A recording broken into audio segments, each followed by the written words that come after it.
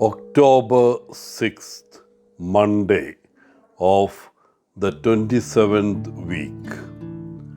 Luke 10:25 to 37. Some time ago, a newspaper reported a tragic story. An 11-year-old boy and his younger sister were victims of a hit-and-run driver.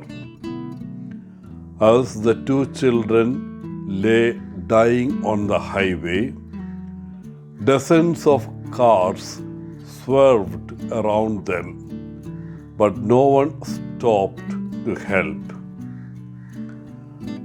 "I couldn't believe it," said one of the truckers who stopped. "I am still shaken by it. I can't believe no one stopped until we did. And people still kept honking at us and telling us to push the bodies aside so they could get by. It was pretty nasty."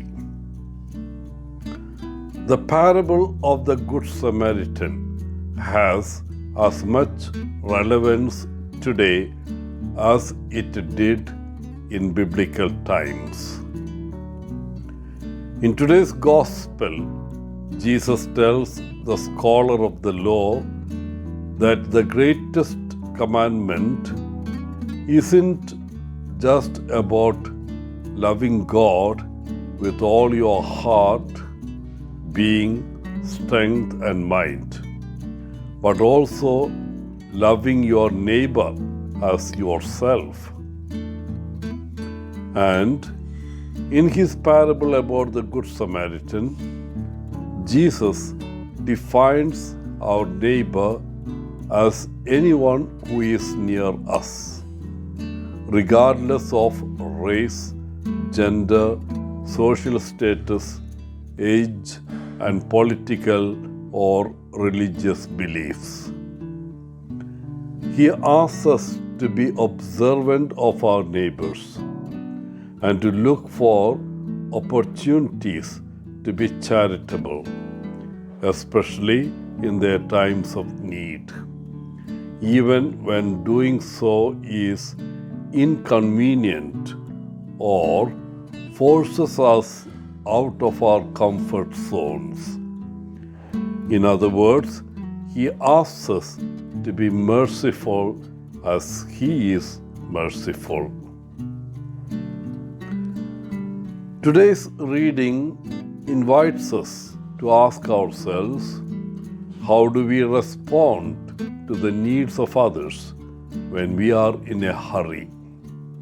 In today's world, most of us are cautioned to be careful, especially with the strangers.